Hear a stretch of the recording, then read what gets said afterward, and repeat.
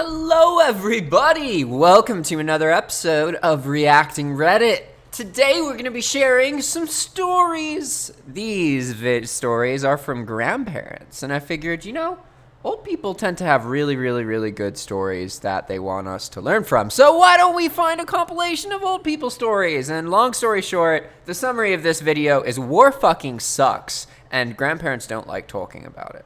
Alright? So let's get to it. The first comment is by Genghis John. My grandfather was also in World War II and won't really tell war stories. He doesn't like to relive it at all.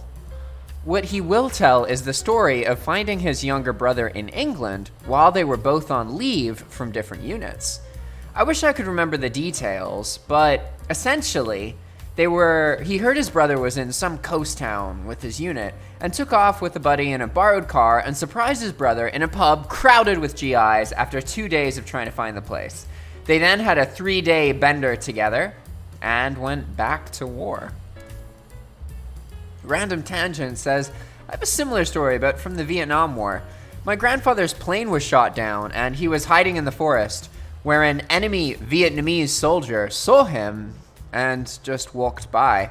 He never talked about the war, except this time after a couple drinks. Oh, that's pretty crazy. So all the people in that guy's family wouldn't even be alive if it wasn't for that moment. That's intense. Underwater Mess says, my grandfather ran away from home when he was 16. He worked in a factory for about a year.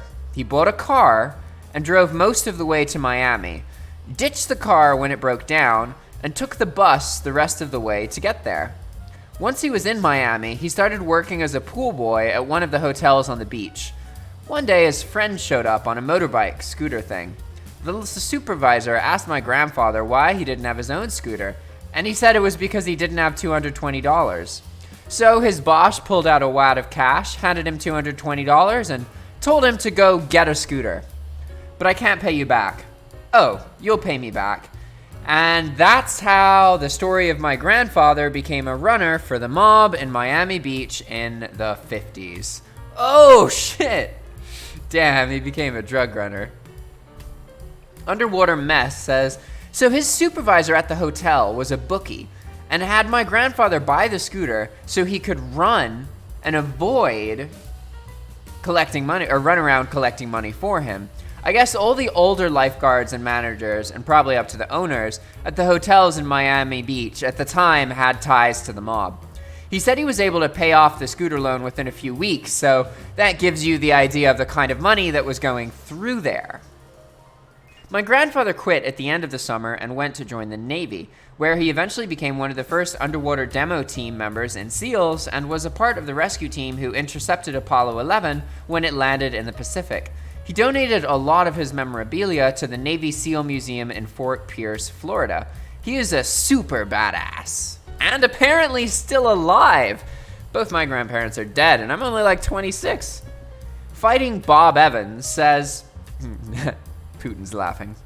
My grandfather was part of a crash recovery team in Florida during World War II. When a pilot would crash, he would have to go out and try and find them, or more often, pieces of the body. It was a tough job, but because he was born with a club foot, it was the only way he could help out in the war. He had his horror stories from the war, but the thing that got through all the days was not knowing. This meme's a bit too long. Jack Black's mind is so blown. That the thing that got him through all these days of not knowing what oil and what was blood was his little dog, Duchess. She was a tiny Cocker Spaniel that brought joy to the base. She would sit on the back of his motorcycle, ears flapping away when he rode into town. She would sit under his chair when he ate at the mess. She would chase the rats and attend the meetings with the departure of troops loyally, like the good soldier she was. The one issue that no pets were allowed on the base, he avoided having too much attention drawn to her because he wasn't a troop being sent overseas, but a permanent. He didn't have too many commands from officers, and he managed to make it a few months after adopting her without anyone that was in direct command noticing her. One day he was walking back to his home, and it sounds like somebody noticed something, huh? He was walking back to his quarters when Duchess and his commander appeared. His commander walked right up to him with his hands behind his back. My grandpa thought that he had been made. There was no way someone this high up was coming to talk to him if it wasn't about getting rid of Duchess. My grandfather saluted and waited to hear his commander reprimand him. His commander leaned forward and said, "Last night, the officer's tent, we had T-bone steaks. I was wondering if your dog would like a bone." Oh, look at that. People in the army being understanding. That's sweet. Copper Hawkeye says, "I was having a meal with my grandpa once." I wish I had a grandpa to have a meal with. Along with the rest of my family. He leaned over to me and said, "Do you know what a two-timer is?" I said, "Yes."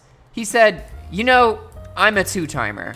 Pretty confused at this point, and I asked, "What do you mean?" He pulled up his sleeve and showed me his watch. He then pulled up his other sleeve and revealed another watch. Nothing could have prepared me for that. I was laughing for days. If I was old, that's the exact kind of crap I would do. I would just mess with the younger people in my family constantly. "Oh, I think your refrigerator's running. You gotta go. You better go catch it." Putin loves that joke. My grandmother recently passed away just a couple months ago. She told me that she didn't know what marijuana looked like until she saw a pot leaf on the cover of some magazine when she was in her 60s. Suddenly, she realized what the strange plants were, and between the rows of cotton she had picked as a child in Mexico. She also told me that during Prohibition, her brothers would stock up on liquor and drugs, keeping them in a milk crate on the top shelf in the pantry. Then, once or twice a month, they would tie the milk crate to their ankles, make a makeshift ballast, and swim across the border to the United States for a quick buck. Good times. Oh, man. Magical Moose Testicle says, "The old times are so fascinating. I love hearing stories from the time of the Prohibition. It really is a huge impact on me, which is probably why I love Boardwalk Empire so much. Must have been a hard yet fascinating time to live in." I don't know about fascinating.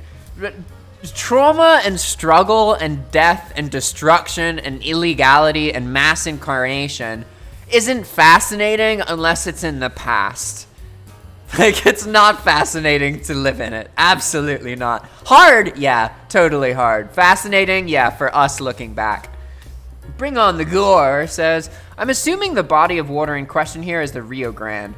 As a born and raised Texan, I can safely say that if you can't make it across the Rio Grande, you really have no business anywhere near water." So I guess he's saying it's totally possible to just swim across that river. And if you can't, then you probably can't swim. Scotsman25 says, "My grandfather used to take hunting trips in northern Ontario with his buddies for weeks at a time. The area they hunted was in the middle of nowhere and only accessible by helicopter. One time, shortly after they were dropped off, their buddy started showing signs of appendicitis. They knew this guy needed to get medical attention immediately or his appendix could rupture and he could die. After trying to signal for help for quite some time, they ran out of options, so they tied him down." What? No way! That sounds so dumb. Oh my god. Jesus. After trying to signal for help for quite some time, they ran out of options. So they tied him down, got him pissed drunk, and prepared to cut him open and perform the surgery with their hunting and fishing equipment. Right before they were about to cut, a plane flew overhead and they were able to signal. They got the dude to a hospital as his appendix was rupturing. As his appendix was rupturing, and he lived to tell the tale. Too long didn't read. My grandpa almost tried to perform surgery in the wilderness using fishing hooks. How can you be so confident that it's appendicitis that you're gonna risk an unsterile surgery? Like, that does not sound. I don't think this is a real story. Like, it's like, yeah, the dude might die if his appendix gets ruptured, but if You successfully remove his appendix, then he has a fucking wound that was made without sterile equipment, and he's stuck in the wilderness. Like, that doesn't increase your odds. It's one thing if your arm or your leg or something gets stuck and you can't move, but you could get to a place that's safe or might be able to contact someone, and you surgery cut off the limb. That's much more viable. That actually happens. But knowing someone's, like, symptoms are a specific condition and trying to do surgery, that seems like totally elaborated. Musk Ratio said, I had appendix when I was 11 and my appendix ruptured. Apparently I have an abnormally high pain tolerance, which sounds a lot cooler than it is. And that let doctors tell me I had the flu for about a week before it did rupture, at which point the pain was so bad that my dad took me to the emergency room. I was in the waiting room all night before I finally got seen. They finally put me through a CAT scan, didn't show anything useful. I'd barfed up all the liquid they make you drink, so they couldn't see anything. They finally decided on exploratory surgery, which quickly turned into an emergency appendectomy almost 24 hours after it actually ruptured. I was in the hospital for a month, but today, 14 years later, I'm totally fine. Whew. Yeah, I mean, if it took them a month of being in the hospital, even though they'd let it go too long, like, there's no way that dude was gonna live with fish hook appendicitis surgery, like appendectomy. No way. The Deadpan says about the corn thing. My grandfather is the same, except not corn, but pumpkin. He refuses to eat pumpkin because, well, it is what pigs were fed where he came from. That's funny. Well, pigs eat everything, so that's kind of the purpose of a pig on a farm. Like, nowadays, maybe pigs are fed specific things because of our bullshit huge agricultural industry. But if you're like an actual farmer, like a local farmer, and you have a pig, you don't have a pig so that you can grow it up and cut it up into ribs and stuff. I mean, that's a thing you do to get through the winter. But the main purpose is so that it eats all of your waste. Pigs eat everything. You can literally feed them rotting food. You can feed them anything, and they eat it. Like, there are restaurants that they just scrape all the crap off people's plates and just put them in the pig trough, and the pigs just eat it.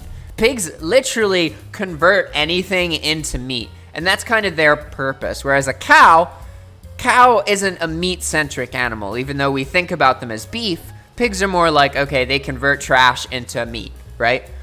They don't do a whole lot of other useful stuff. Whereas cows are amazing. You can have a cow in a field and it will up the dirt. It will make it like all better. It will beat poop into the dirt. It will freshen the dirt. It will make the field better for farming.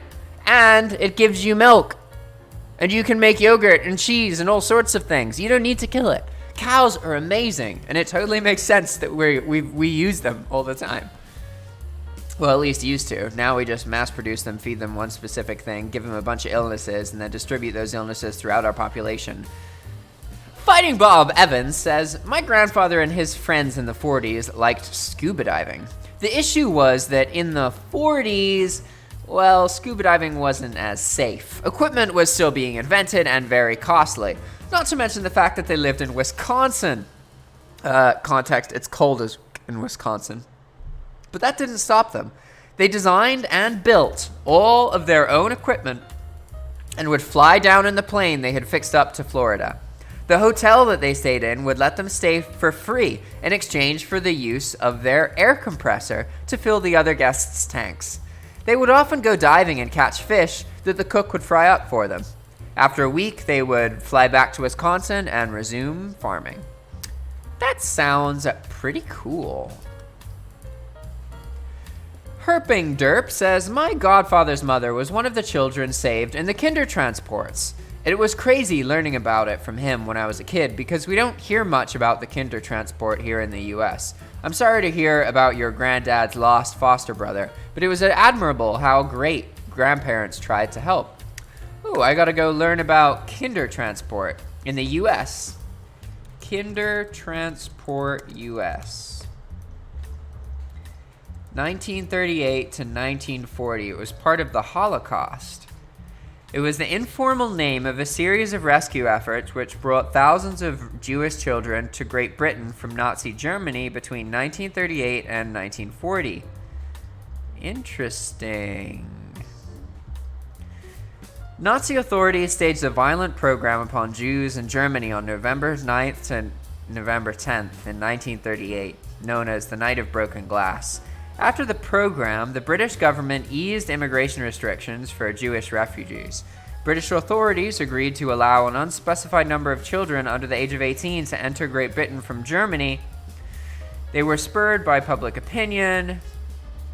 Very interesting. The first kinder transport arrived in Carwick, Great Britain, on December 2nd, 1938. It brought some 200 children from a Jewish orphanage in Berlin. Okay, so each one of them had a couple hundred kids. Wow. That's pretty crazy. So this person wouldn't have existed if it wasn't for that program. That's insane, right? Bear Whale says, my great-grandfather was in World War II as well, only he was deployed in the Pacific. He had a number of stories regarding that hellish time in his life. He was forced to climb up a cliff and kill all of the soldiers up there. One was taking a bath. He had a mortar shell land 2 feet from where he was standing. It sank in the mud and didn't go off. Both his platoon and the Japanese ran out of bullets. They had to resort to hand-to-hand fighting. Japanese soldiers would slit the throats of his buddies a few feet from where he slept. He would discover this in the morning and be thankful it wasn't him. One time he woke up just as a Japanese soldier was trying to kill him. He wrestled the knife out of the man's hand and killed him. He got malaria and jungle rot. He almost died from enemy soldiers and snakes trying to kill him in the medic tent. You couldn't wake up my grandpa without being very, very careful. Otherwise you might have something broken. Sheesh. Jeez, yeah, that's why war sucks. And I'm glad that none of these have been glorifying war. None of these people are like, yeah, this hero, this amazing thing for our country, he killed those people for good reason, with purpose, for good. Yeah, fuck that, right? You know that time, we like to think, oh, it was good versus evil, yada, yada, yada. It wasn't. We were all countries who were sending our own people, often against their will, to die. The aristocrats and the powerful people would just throw people in the front lines. The front lines were just a human grinding machine that was totally unnecessary. But we just kept at it, kept adding the death, kept forcing our own citizens to go and die because other countries were forcing their citizens to go and die. It doesn't matter if you're fascist or democratic, you are both doing the same shit. And that sucks. Really sucks. You should never, ever glorify war. The things that happened in war were atrocious, absolutely atrocious. And our lives today, luckily, we're spoiled. We live in a time where war is falling out of fashion and it's almost becoming extinct. And you may hear this and say like, oh, you're full of shit. That's not true.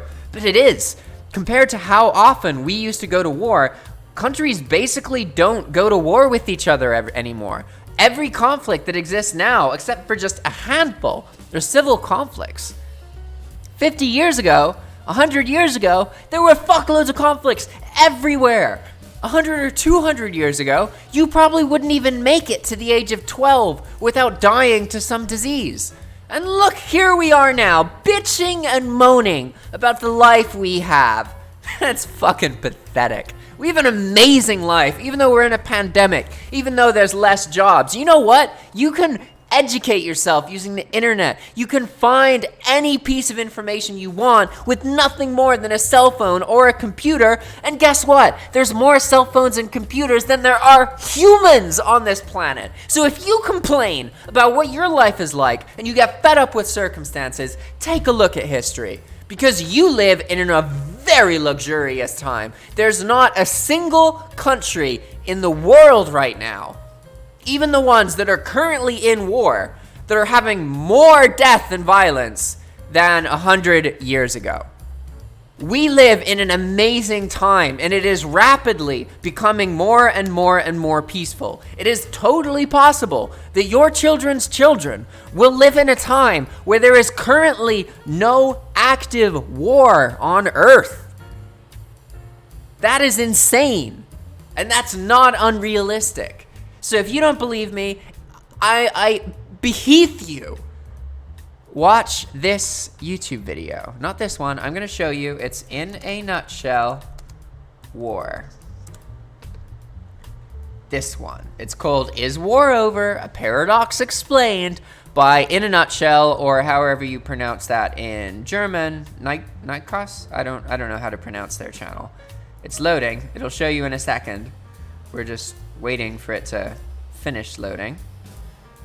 Of course it loads the ad that I don't care about before everything else. All right, yeah, it's Kurzgut or something like that. Watch this video. I'm telling you, it's really good, and it shows a lot of the realities of what we think about war. And long story short, you know, we think there's more violence, but that's only because our access to information in other countries is exponentially higher.